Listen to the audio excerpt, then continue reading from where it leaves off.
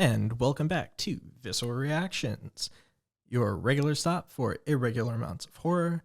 And you know what they say, when you're stuck in a loop, you're stuck in a loop. When you're stuck in a loop, you're stuck in a loop. When you're stuck in a loop. I'm Matthew. I'm Quinton. Welcome to Spooky Month. It is our very first October episode. Yes. Ever. And we are starting with something that's really not spooky. No, but it says horror. Yeah. But it's more like... It's debatable. Yeah. This is how it is for most of the movies you watch anyway. I don't even think we do horror movies anymore. We abandoned that a long time ago. Today's episode is on 2017's The Endless. Yes. Directed by Justin Benson and Aaron Moorehead, who apparently can't do anything without each other. If you are paying attention, we're doing day 6 or 7. It's whatever for the Visceral Reactions Halloween Challenge. I hope you're doing it all. This is for the Thursday one, which is a film from the 2000s, right? 2010s? Yep. This is our day 6 pick. Yes. Well, not our pick. It's the random. Yes, the list. It's the list. The God. List is pick. Yeah. The list's pick. Yes. Which is very difficult to say with a lisp. you know. Oh, what can you do? Yeah. So, The Endless, apparently, is a quasi-sequel. Yes, I'm glad we're talking about this right away.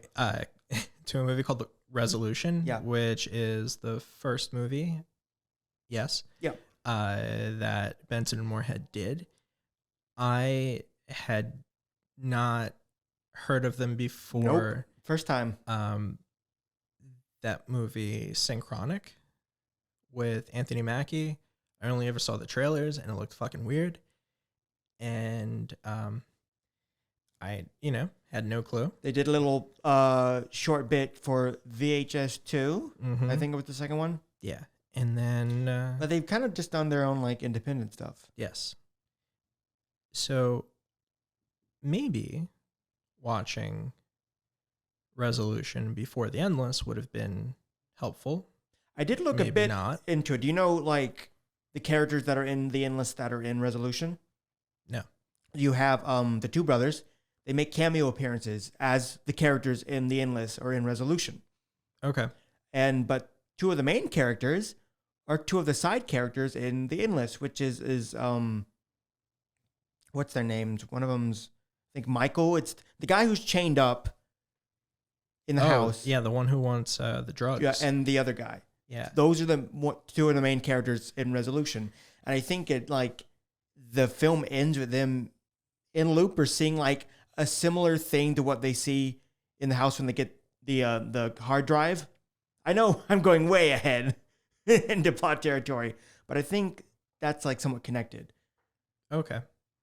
Well, I mean, I didn't understand really what was happening. I kind of understand. It is a weird film. Yeah. And apparently it's a trilogy because there's one after that's set in the same universe. Why? I'm on board for that. Okay. You're literally on board for it because we're talking about UFO death cults. Yes. Which, just out of the bat, like, how did you feel about the film? Did you like it? No. It took me a while to get to like it. Mm-hmm. It just, no offense to the directors and the writers who's are the same people. Yep. Yeah. But the film just feels kind of clunky and awkward. Very much like so. 99% of the time. It doesn't really have to do much with the performances. It has more to do with the editing and where the camera's placed more than anything. Yeah. The pacing is kind of awkward. And because of that, it makes most, if not all, of the film kind of awkward. So it took me a bit to really like start getting on board. When the weird stuff started happening with the time loops, that's when it really engaged me. But not too much. It's almost a 2-hour film, and it feels like it does drag a lot for it. Yeah. But the parts that was really like, all right, I'm in. Is when all the side characters showed up, because they're my favorite characters. Because you got the two of them. Yeah. I love them. And we have my favorite character. The gun nut tweaker? Yep, gun nut tweaker. Yeah. But then we have my favorite character in the whole film, which is Shitty Carl. He's my favorite character. He's my absolute favorite character because he doesn't give a shit anymore, but he's been in the shit and he's still in the shit. And I love him. You mean you like Shitty Carl more than Happy Dave? Is that what? Yeah. We don't get enough screen time in Happy Dave. Yeah, but like the screen time you do get. I know, and it's pretty fascinating having these side characters, which are great. And all the other characters are pretty great. We don't get much time with them. But the two characters I don't really like the most are the brothers. Yeah. Because they're kind of boring. Yeah, they are. When they're bickering with each other, it's fun. I kind of like that. But when they're like, just, I don't know if it's because their acting's not that great. It's fine. But just the brothers are just kind of boring. Yeah. Justin Benson and Aaron Moorehead play brothers named Justin and Aaron. Yep.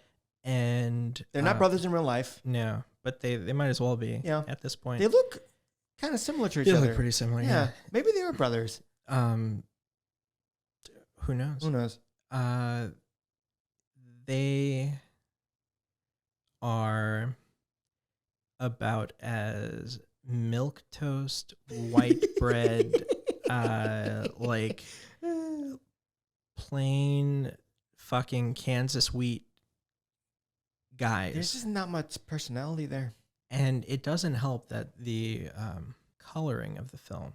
The coloring's weird. It's really fucking weird. I don't know how to describe it. It's very desaturated. Yeah. And in the beginning, it was very off-putting. Like, not in a good way. Like, oh, I'm ready to be unsettled. It looks fine outside. It just looks really, really, I don't know. I think your word, clunky. I think that's a great... Yeah, the film's kind of like... Just say something about it because they're independent. So I guess they're... I don't know if they went to film school or if they're just doing it themselves. Mm-hmm. Which, like, for an independent film, it looks pretty good. Like... It's fine. It's the camera quality's nice, and the sound's nice when they're not screaming and it peaks the microphone sometimes. Yeah, but it's not their first film, but it still feels like it feels like it is. Yeah, they're still learning, but they've done like 2 other films. Or whatever. I can't imagine what. And they did a film with Anthony Mackie. Yeah, how did that happen? This is like the same year that Endgame came out. I don't remember who else was in it, but it was another one. From what I gathered from the trailer, another like time. Did they get a big budget for that one? Possibly. I mean, enough to hire Anthony Mackie. I may have to check that because I'm interested in their. I think it's on HBO. Okay, I'm interested in their films because I don't hate the film, but I don't like it. But I'm interested to know like what else they've done. I'm very interested in this trilogy because the film is fascinating. I think it does have a lot of interesting stuff to show and tell you. It's like. Not really original with like time loops, but it is still something fascinating about it. It is a Lovecraftian film because they just laid out say it with a quote from opening quote Lovecraft. And one of the camp cult leader, which we say UFF cult, it's not really a cult. It's just people who are unfortunately stuck. Well, it's been labeled as such by the older brother. Yeah. But what the leader in quotation says it's. Because he's trying to figure out the anomaly and all the weird stuff that's happening. He describes it like an impossible color. That's on the nose. Mm-hmm. Or as we all know, the color purple. Good old color purple. So this is, I think, a case of the ideas being too big for the movie. And that they couldn't execute it. Like they didn't stick the landing. Like you can see what it is that they're trying to do. Yeah. But I don't think, unfortunately, that they have, at least in 2017, the ability to pull it off. And it's kind of made worse by the fact that they are the writers, the directors, and the stars. Yeah. So any sort of creative limitations that they might have are the creative limitations that the film has. Right.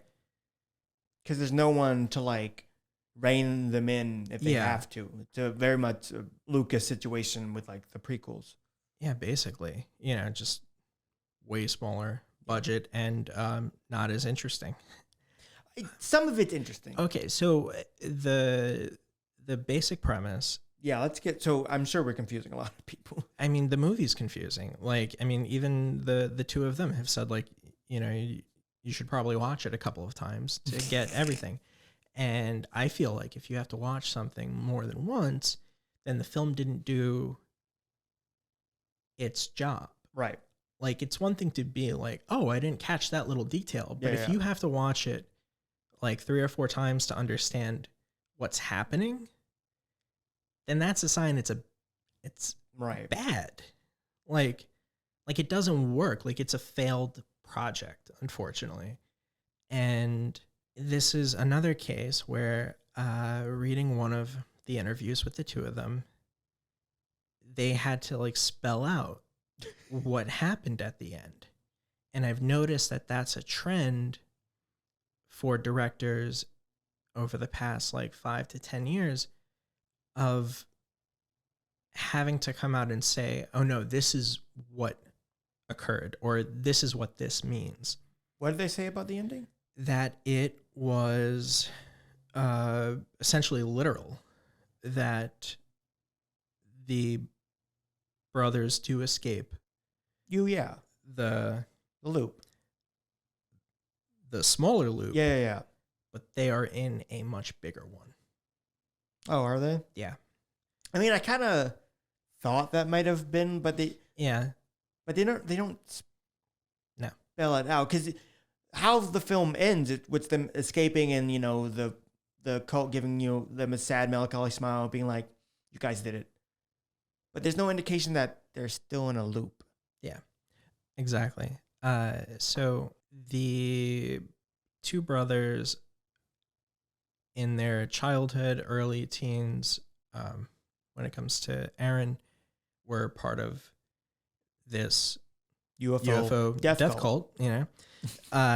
And Justin doesn't remember it being bad at all. Like, he remembers it as being like basically a kind of paradise. Yeah. You know, because it's a commune somewhere in the... Doing a lot of cults last few episodes. Yeah, we are. Yeah, I thought about that. A lot of cults. Hopefully that's not like a trend. Yeah. So it's this commune like out in like California somewhere. Outside of San Diego. Yeah. And because I think they shot this in San Diego. Okay, well, that makes perfect sense with what we have to bring in.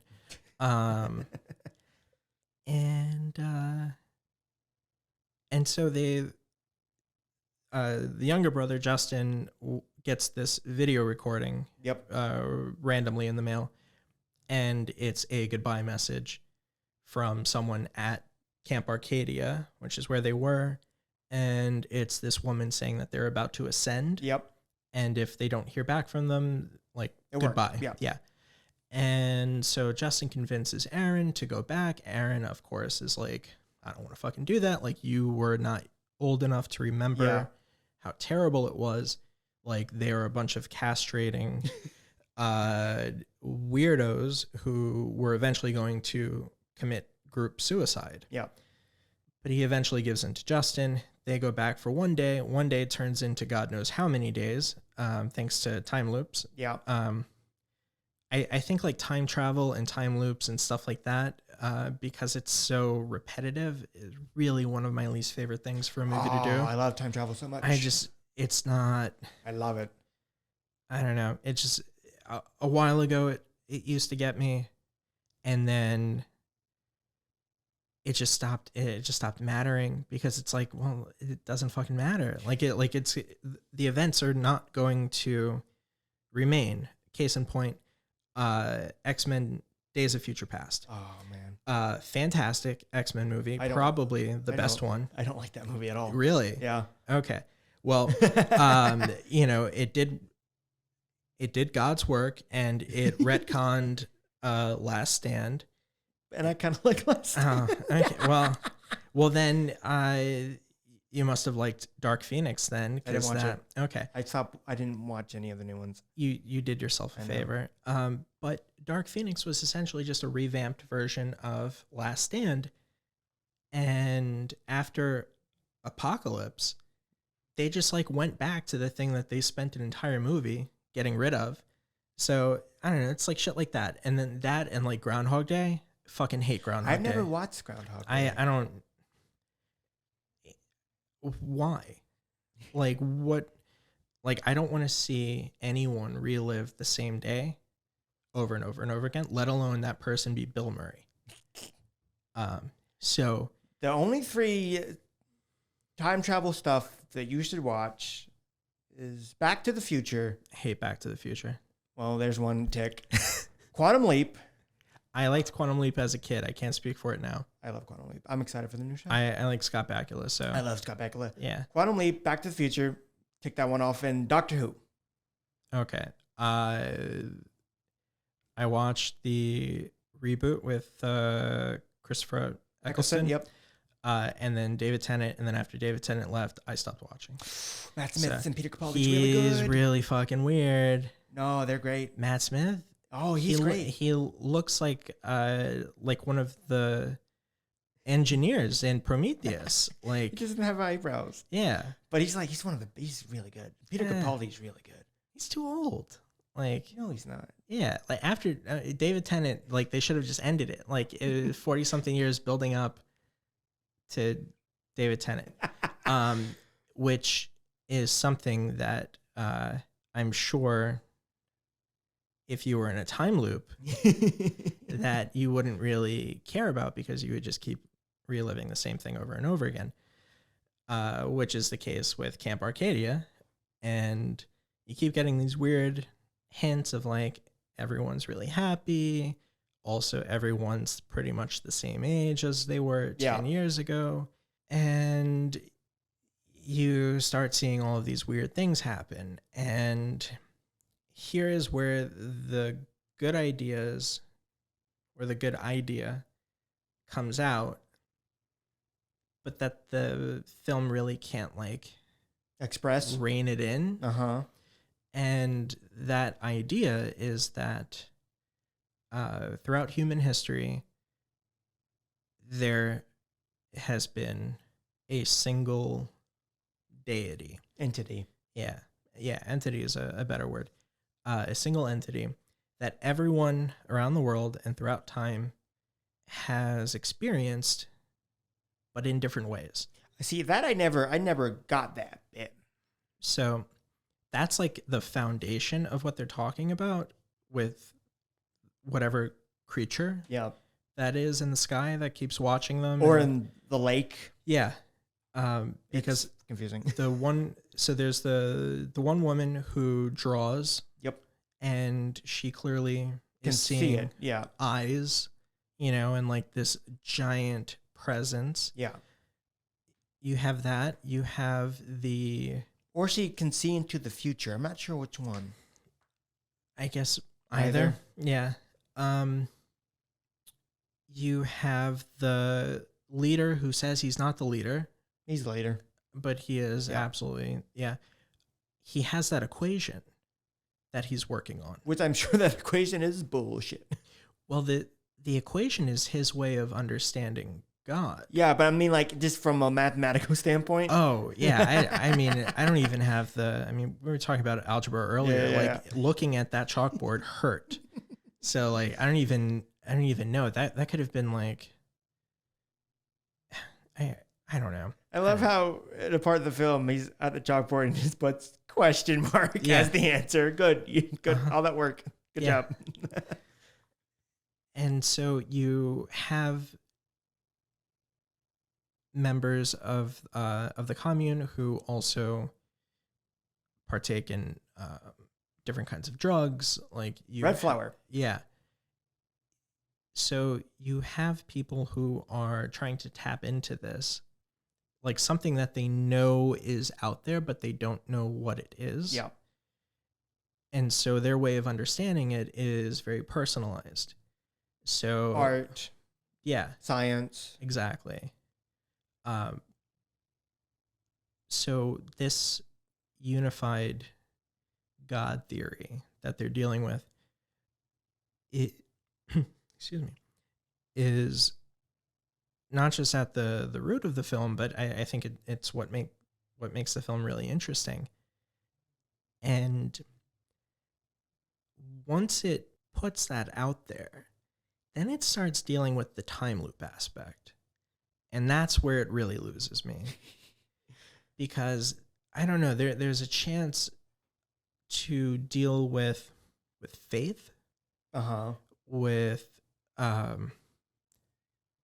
resolution, with connection with others. Like there are so many human aspects that could have been explored had they not gone the time travel route with all of these characters who are just stuck in. Because to me, it's a very lazy metaphor for being stuck in a repetitive life. Yeah, it is kind of heavy-handed. You know, and because like it deals with all of that, and then the moments where like this entity just kind of takes pictures of the brothers and like drops them. That's the part where it loses me, because there's rules, but there's not rules. Yeah.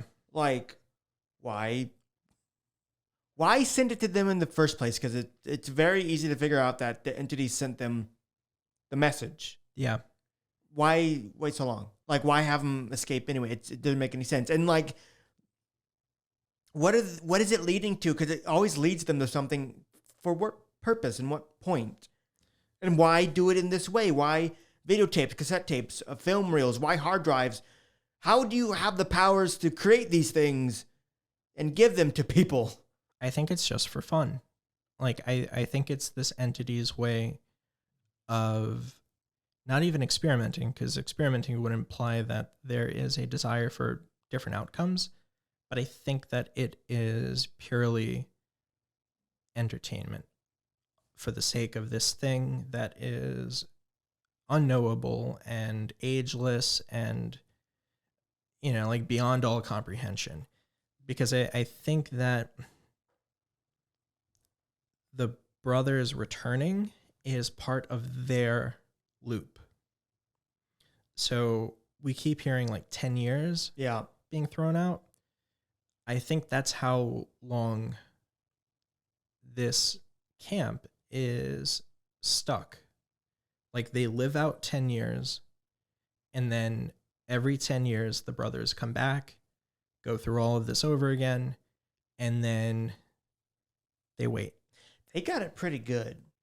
There's the one guy in the tent who's every 5 seconds, and he's in perpetual agony all the time. See, and this is where the metaphor also comes a little heavy-handed, that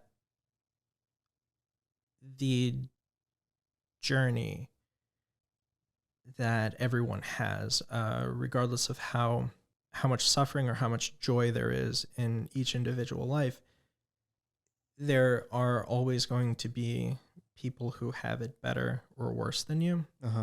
And so, like, the guy in the tent, who was probably from like 100 years ago or something, like every 5 seconds he's dying. Like, but it never explains what he's dying from. I don't know.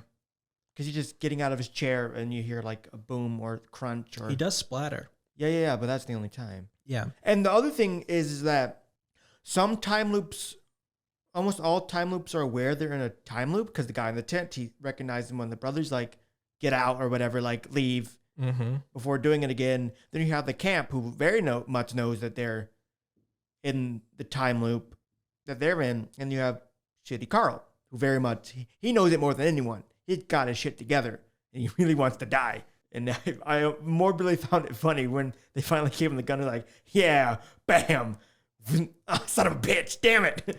Yeah. But then you have the two guys in that house. When their time loop reset, it's like they reset. Yeah. So like, what's the rules? I don't think there are any rules.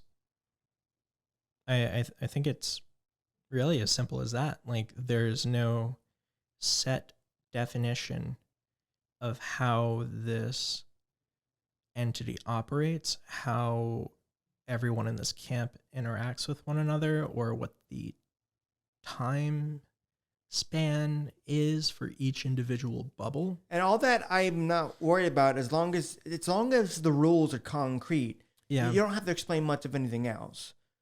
Because as long as you keep to your own rules, it's fine. But the moment you break them or you don't establish them correctly, then that's when you start losing me a bit. Because it's, even in the chaos, there's still order and something uniform. Yeah.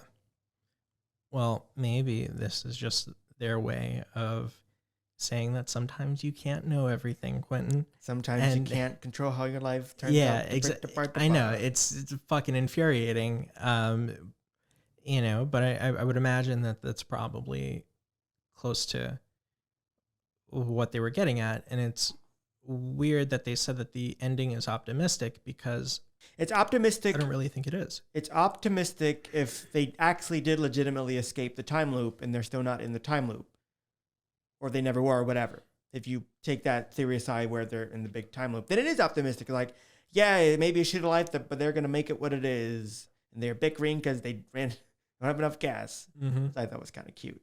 But if it's the route where they're still in the time loop, it's like, well, that kind of... You know me, I love my nihilistic horror movie endings. This wasn't... No. Like... If they are going that route. That's the problem with the film. It's like, I don't hate the film. There are a lot of stuff I like. You know me, I'm the sci-fi guy, so I love the time loop shit. That's the thing that grabbed me. Most other times I was playing a color game on my phone, listening. I know it's terrible, but like, the brothers aren't interesting. But Yeah. everything else around them is. I love... The death cult, as we learned to find out, is the death cult because the other brother was lying about it to keep him safe. The other brother's safe for some reason, which he doesn't explain. But they're not a cult. They're just trying to live out their lives the best way they can. Yeah. It's just... And there maybe some slightly polyamorinity happening in it too, which is vague. They don't do much with.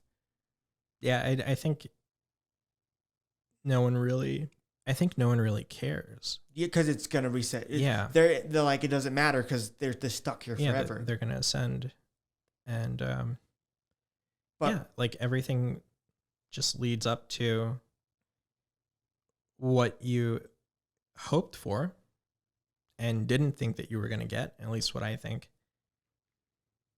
And that's them actually just being, wait, what's the ascension thing? Like, what happens? Do they just explode? Well, I think the ascension was intended to be being brought to another Dimension. But after they didn't work and they're in the time loop and they've been doing it for God knows how long, like, what is it now? Why would there even be like an ascension thing when the 3 moons, when it just resets? What's the purpose? Why not just have it reset again? I don't think they... Is that the reset? But it's not the reset because the smaller time loops is reset whenever they feel like it. Yeah, I don't think the camp people know exactly what's going to...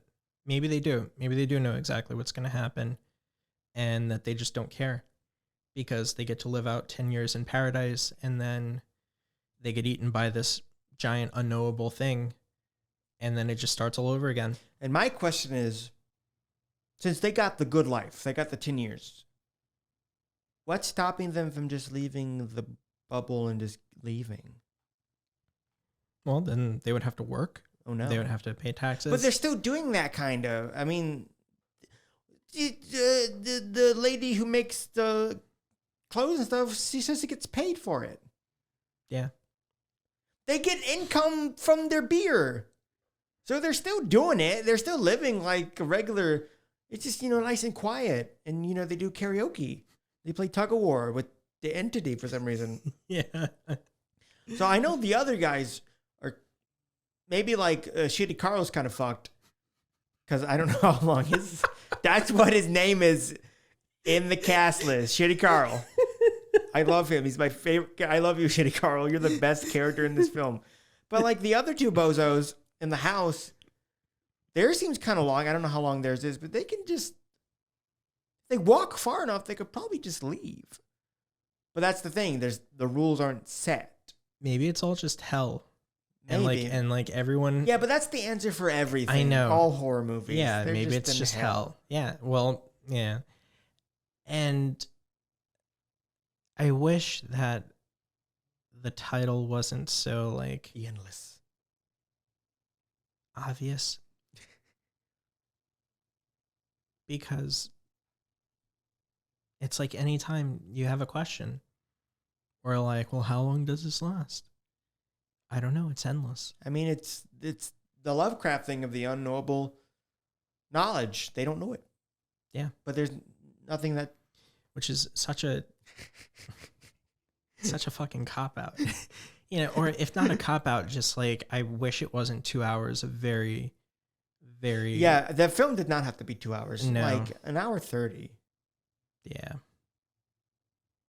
It just... It's free on YouTube. That's how I watched it. Oh, I told you it was on Tubi. I don't have Tubi. I got YouTube. Tubi's free. So this was on YouTube. It was free. Oh, okay. So if you want to watch it and like... It's on Shudder. Yeah, it's yeah. on Tubi. Oh, is it on Shudder? It's on Peacock. Okay. And it's on, apparently, YouTube. Okay. It's everywhere because it's endless. I think the most interesting thing about this movie is what it led me to learn about. And for that, I appreciate it.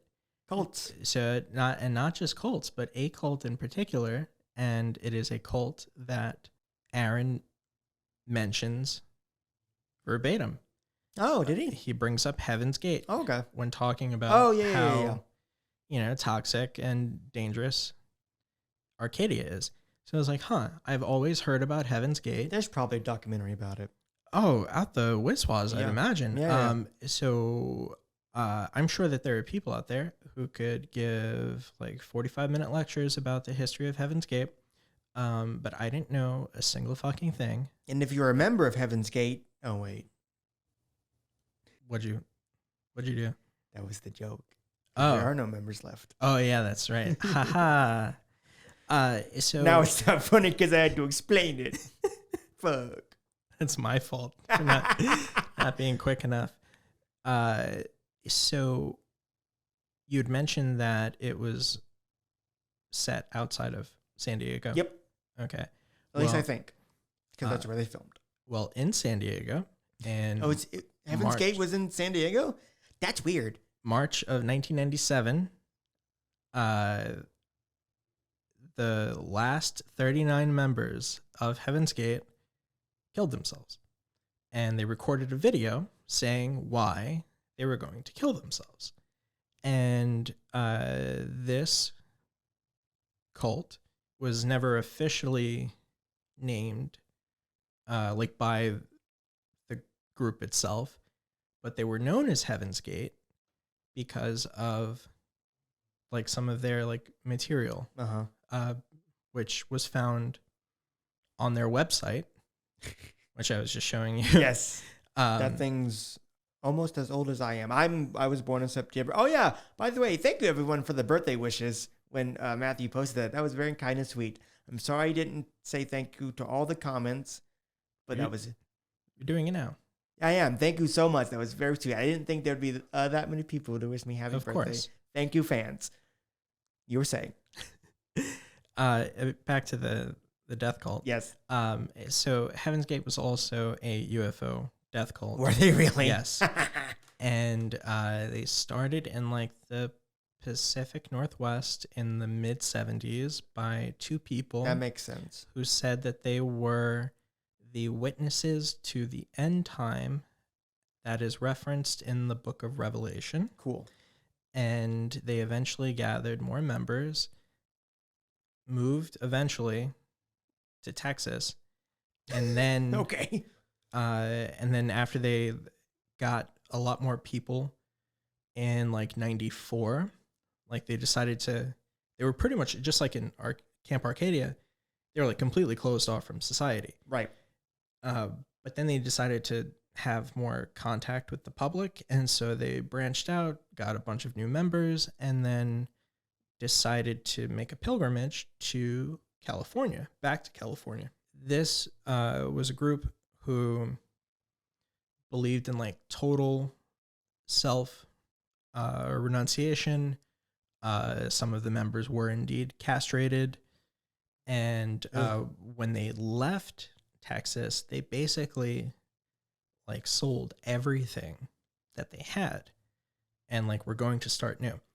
So what if these were like members who had like family members, or like was it a mom or a dad?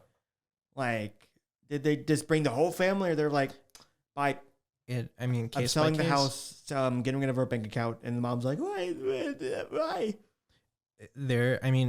Through the history of, from what I have seen of cult activity from the past like 50 years, there are some people who the entire family goes, and then there's some people who just like completely leave and separate themselves. That's crazy. Yeah.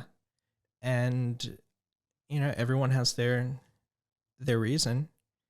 And so. Goddamn Jared Leto cult. Yeah. So, like, shortly before the mass suicide, is when they moved back and moved specifically to San Diego. And then like a year later, they, the last 39 members are dead. What happened to the other members? They probably like quit over time. Yeah, that's what I'm thinking. There has to be.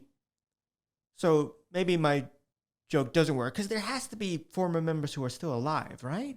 Possibly.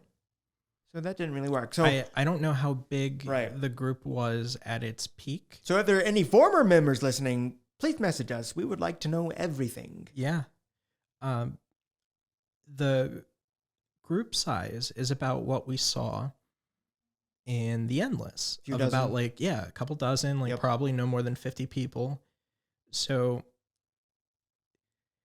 not only is the movie referencing Heaven's Gate, but it is essentially emulating, making a Heaven's Gate-esque movie. Yeah. Yeah.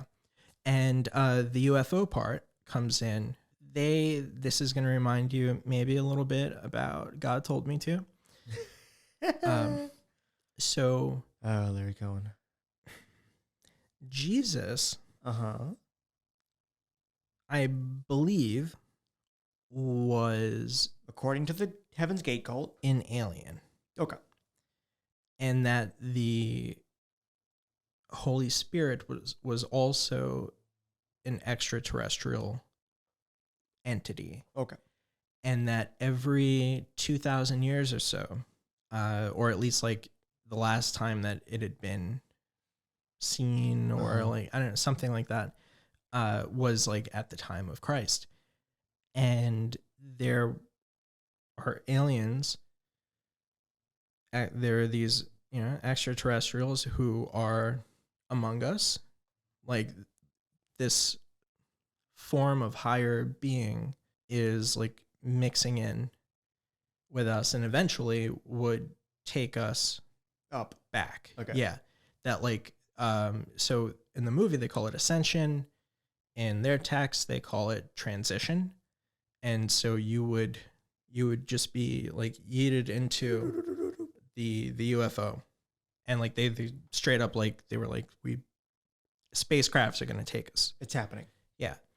And so it's this weird, very interesting mix of Christianity and science fiction. Vague Scientology kind of. This is like about 20 years after Scientology starts making a splash.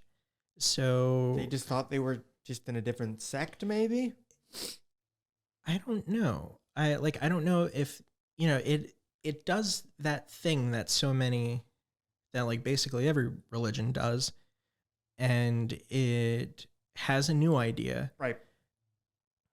But also borrows from others. So maybe Jesus. Jesus. Maybe in the mid 70s, when people are really getting into mind alteration, like exploration of the consciousness, and like, you know, elevating themselves, that maybe these people who already were exposed, and not exposed, but like were already very familiar with Christian iconography and ideology, then like knew about like some of the Scientology stuff, which by the 70s would have been, you know, a thing. Especially in California. Yes. Because there's the Scientology. We saw that in LA, right? Or San Diego? Which one of them? LA? I think so. Yeah. That maybe like these ideas just like coalesced and became a thing. I don't know. I haven't read that far into their texts, which are all available. You have to be careful with that, because they may convert you just from the text alone. That's very true. So if by the next episode I'm talking about ascending, you will know that my brain is on a spacecraft somewhere about 1 million miles outside of Neptune. Neptune's my favorite planet. Yeah, there you go. It's very lovely this time of year. It is. Yeah. It's very underrated. So their website is heavensgate.com, which is by no means a sponsorship. It's weird that it's still around. Like, you would think the domain would have been removed decades ago. I don't know. I don't know what. Someone's still paying for that domain. Maybe one of the former members who is not an ex-member at all. We don't know. Maybe there's just different smaller sects. It could be. Of the religion. There's a whole world out there. There's actually an entire, like, you know, planes of being that, like, these ultra terrestrials are privy to, which like goes back to the whole like unified God thing. That there are all of these beings that are just there, like they just exist outside of all of us, and we all experience them differently. And for some people, their form of resurrection, reincarnation, transcendence, whatever you want to call it, for the Heaven's Gate people, it seems like that thing, that vehicle, well, not vehicle, they believe that they were vehicles for their like souls. It was a spaceship that would just take them away. And like, just think that this cult existed for like 20 years. That's a long time. And basically people didn't know about it until the mass suicide. Yeah. That's crazy to think about. And I think we mentioned it. I think we mentioned this on the Other Lamb episode, that there are over 10,000 active cults. Yeah, we did. In the country alone. Yep. That's a lot of cult activity. Who knows what they're doing? Ugh. Yeah, God knows. You know, don't be in a cult, kids. You know, and this is also just a few years after the Manson family. Like this this is during a time where communal living is already condemned because of its like hippie connotation. Yeah. But now it has the added, you know, relation to being a breeding ground for cults. So it's like, what, I don't know. It's really, I think it's just really sad that there are God knows how many people who are at a terrible moment in their lives and are taken advantage of. They're like, they see it almost like a predatorial sense. That They're manipulated. Yeah. They're already like warped sense of reality. Since they're in a low place, it's even further warped and distorted to what they thought was something good and happy. It turned out to be terrible. Yeah. I mean, just look at what Jim Jones did with his church in San Francisco, I believe. Most of his congregation were poor. Mm-hmm. So when he gets all that land, I think it was in Guyana. Is this Georgetown?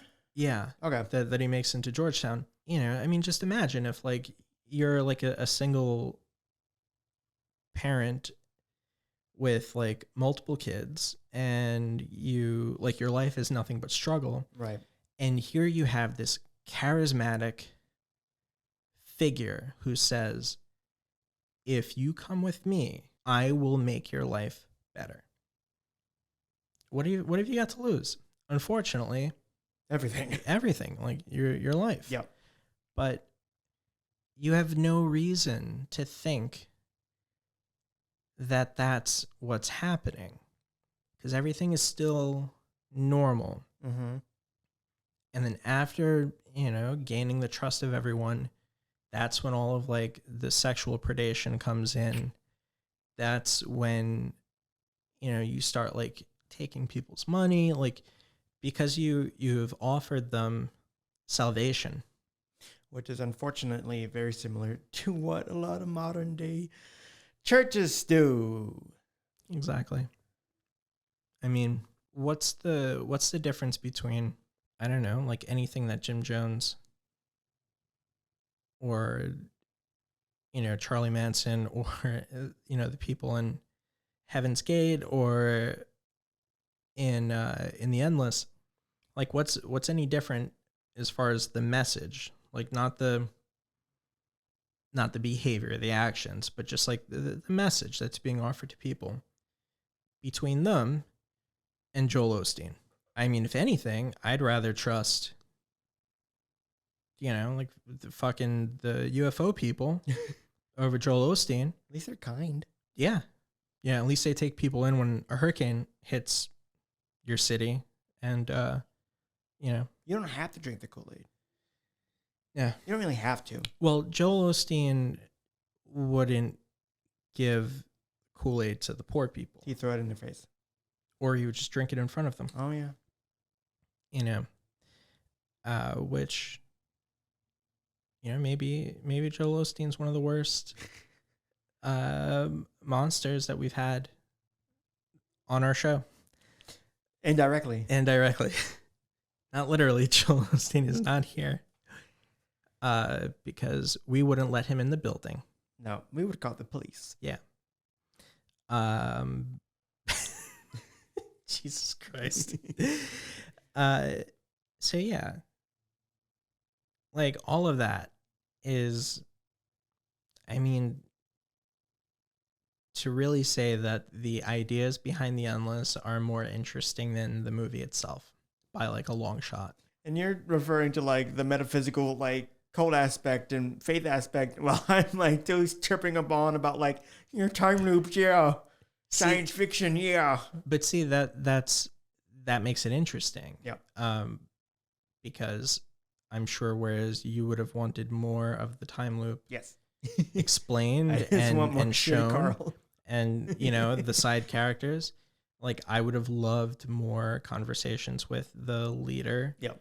I would too. I like the leader a lot. He's an interesting character. Like all of the people who had their own thing, I would have liked to have seen more of that. Honestly, as much as I'm harking on about like the time loops, I would have loved just a lot more time with the characters there because they are interesting characters. We don't get it like the guy with the beard. I want to know what his deal's about. Yeah, the one who makes the beer. He seems awesome. And he seems to like know what's going on. And he's like, because he told one of the brothers, you don't have to do it if you don't want to. I still don't know what that meant. I have no idea what that meant. I think staying was what he's referring to. Or leaving. Yeah. Or he had good intentions, I think. But I just wanted to know, like, I wanted to know what Happy Dave was about. Yeah. We only get like a side bit of exposition. You know, there are those moments where they're very much aware of the reputation that they have as a group that looks like a cult. Yep. Or did they not? I think when that message came out that he fished out in the lake, it was the first time they heard of that. It felt like it to me. Well, I think because the entity just produces that. I know, but it was the first time they heard about like them being this weird UFO death cult. Oh. I mean, in the almost beginning, the leader says to Aaron, like, do you know how difficult it is to try to, like, buy products or, like, you know, do business or whatever when all someone has to do is, like, do a Google search and find out that they've been connected to that. So, like, there is a sense of maybe not everyone. He's probably keeping the leader. Yeah. Okay. That makes sense. That because like there was that kind of tense moment where he's essentially telling Aaron, like, this is how difficult you've made things. Yeah. Because you told people that we're a bunch of castrating freaks. Yeah. You know, and it's something that could have been a lot more potent, I think. I think with different writers, a bit more budget, and a smaller screen time, it could have been a more fascinating, vague cosmic horror than just kind of a sci-fi film. Yeah. With implications and sprinkles of not horror, but horror ideas. Mm-hmm. Yeah, maybe that's what it is. Maybe it's the fact that it flirts with the idea of being a sci-fi horror in the vein of, I don't know, like, can't think of any. Yeah, no, because it's its own niche thing where it's cosmic Lovecraft horror, but it's not like Dead and Buried where it has that Lovecraftian feel to it. Is this kind of like its own like niche genre, vague thriller? Yeah, but not really a thriller. It's hard to, because the film doesn't really know what it wants to be. It doesn't. It really doesn't. Like, I think it tries to be both of these things, or maybe more than both of those things, but because it tries to be a mystery, but nothing gets solved. Like the solution is just starting the van and going. Mm-hmm. No answers are answered, which you don't really need answers for. You can keep it vague, like I said, but for God's sakes, just have concrete rules. Yeah, that would be helpful. I don't know how this stacks up to the rest of their work. I would hope that as time goes on, I mean, they have a movie coming out in a month. I did see that. That they can really I don't know if that's mature. The third film in the trilogy, or they already did that. I think they may have already did that. Possibly. The third film is about like the red flower drug. Okay. That's all I know about it. But even though like I liked it a bit more than you, I still am interested, even though I don't 100% like the film. I am interested to see what the rest of their filmography is like. Because if they have Anthony Mackie in it, it has to be not terrible. Yeah. And maybe it'll give me an excuse to actually sit down and watch the VHS series. Those are good. But the fascinating thing about this is this film has a high rating. It's got like a 92%. Yeah. And all of theirs are generally like mid 70s or up. So like, yeah, that's not a good sign. Or maybe maybe it is. Maybe it's that the not a good. That it's like all the reviews are positive. Yeah. How's that not a good? You want that for a filmmaker to have positive reviews. You said like 70 something. Yeah, it's like the films that they have range from like mid 70s, like 75% or higher. Oh, That's okay. what. Okay. I'm sorry. I'm thinking like, I mean, if everything's in the 70s and this is in the 90s, I mean, like, clearly this is seen as the best one, but it's Fluctuates. yeah. So maybe it's something we're missing, or maybe, I don't know, we're just cynical in our old age. I'm 25 now. You are the age of Justin Benson when they made this movie. Man, I never made a movie at 25. He's got it going on a lot better than I am.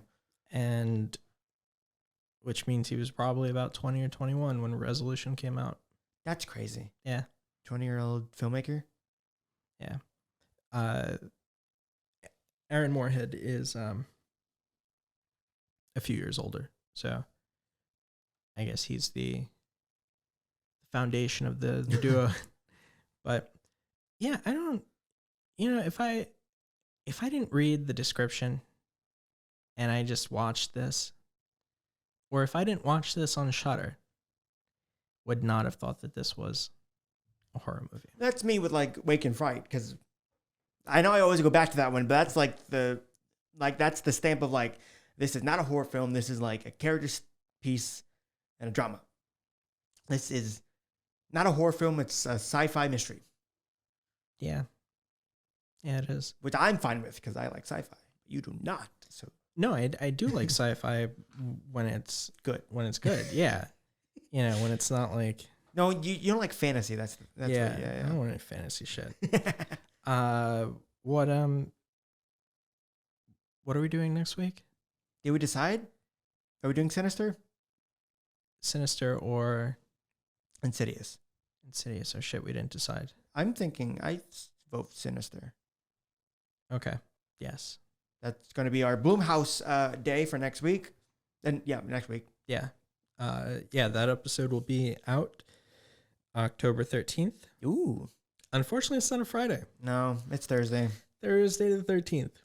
Which is, it rolls up the tongue better. Yeah. Which means next year will be Friday the 13th. We got to do it Friday the 13th. On Friday the 13th. Yeah. I feel like Friday the 13th have gone and we've not done that. It's very likely. Yeah. We're shit. I know.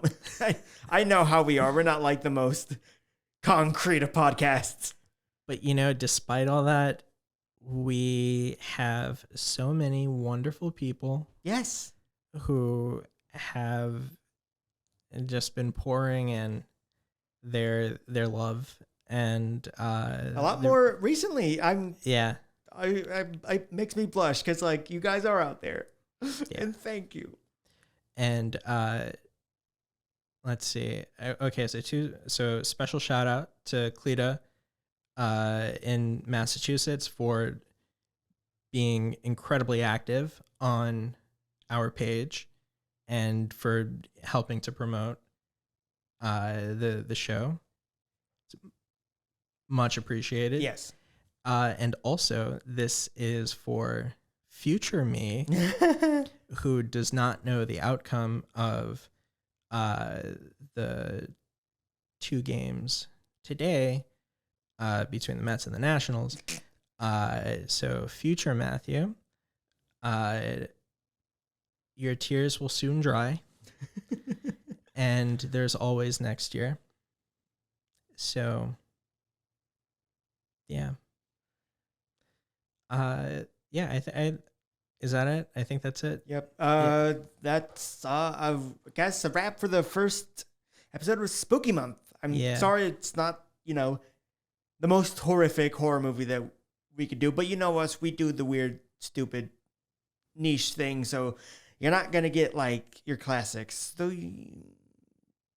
we're kind of spooky this month for Halloween. We've got some good ones coming in. We spoiled Sinister, which I think we're doing next. Yeah. And we'll leave it at that. Yeah.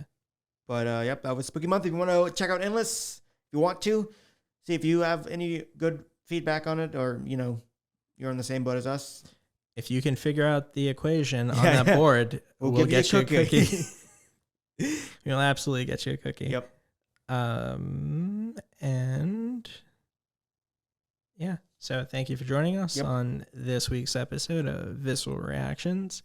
Just a reminder to continue doing the Lord entity's work, The Flying Spaghetti Monsters work. by engaging on Facebook and talking to us and sharing your lives and your loves and opinions with us. Please do continue that. And yeah, and be kind to one another. So I'm Matthew. Beam me up, Scotty. And that's a wrap.